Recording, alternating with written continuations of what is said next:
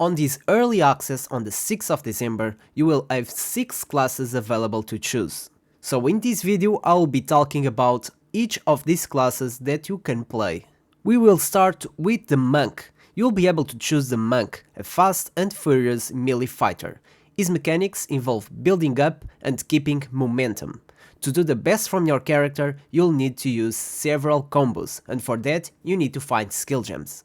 Monk primarily uses a quarterstaff, and there are 3 schools of abilities you can use: Lightning, Ice, and Wind. All of them look pretty cool, and you don't need to stick to just one. After all, mixing all the 3 elements will generate the best combos. Killing Palm is one of the abilities you can use. With this skill, you can dash and kill enemies instantly, providing a power charge that can be consumed to use a different skill and do much more damage. Monk will be the character for you if you like creating several combos of skills. Tempest Bell is a skill that places a giant resonating bell, and every time you hit this bell, will generate damage around it. If you do damage with several elements to this bell, this will add extra elemental damage. You can find 21 active skills for quarterstaffs, so on the endgame you'll have a wide choice of skills. If you're looking for a different style of melee combat, that is a bit slower, but it's much harder, then the warrior is your choice. With the warrior, you will be able to use several skills to smash the ground and spread damage all over the area. Warrior is a more slower character, but there is something good about that. Since they are slow, these attacks can be retargeted as you go, and if you think you are too committed to a long attack, you can just dodge roll out of it. Among all of the skills you can choose, you can find a variety of slams, fire attacks, war cries, and shield skills.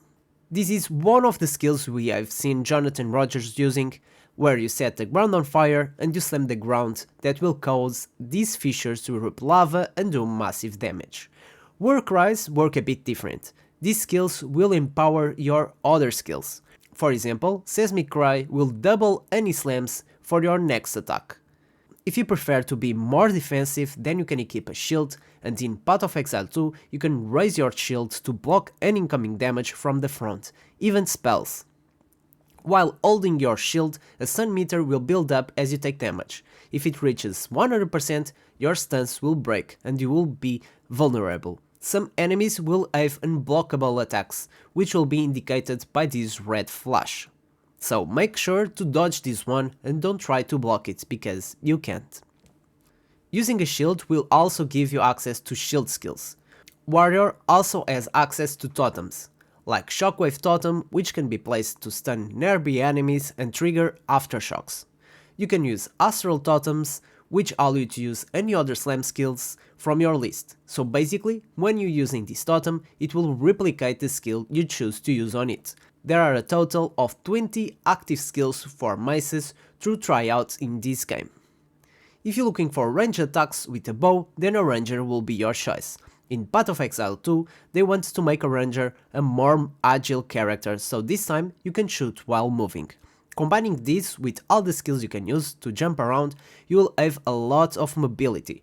Ranger skills have a variety of several elements, like lightning, poison, ice, and physical attacks. Lightning attacks bounce between several targets, doing more AoE damage. Ice attacks allow you to slow and freeze enemies, making it easier to keep them away from you. With poison, you can slow down your enemies but also do some damage over time. And with Ranger, you can combine 21 skills, creating the best combos with tons of damage.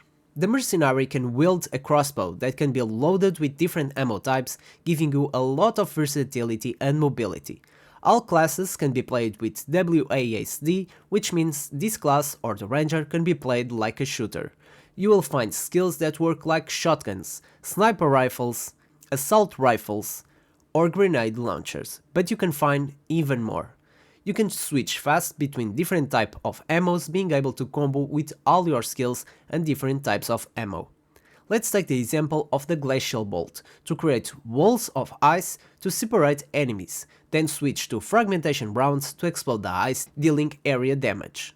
If you find an armored enemy, you can use armor piercing rounds to break their armor and high velocity rounds to take them down. There are 22 active skills for crossbows, and these are just a few examples of what you can do. If you're looking for summon some beasts and help you on your Path of Exile 2 journey, you can choose the Witch. With this class, you can summon several minions to fight by your side. You'll find a variety of noxious spells, specialty minions, curses, and sacrificial magic. In Path of Exile 2, you can find a new resource called Spirit. This new resource will be very useful for your character because with this, you'll be able to create permanent minions. These minions will be revived automatically when they die, without the need to resummon them when they die. You will find on Skill Gems list which minions you want to summon and how much spirit it will cost. Permanent minions will come with special skills, called command skills. You can order them to detonate and do even more damage. If you want a bigger army, you will need a scepter. This weapon type is imbued with more spirit, allowing you to have even more summons.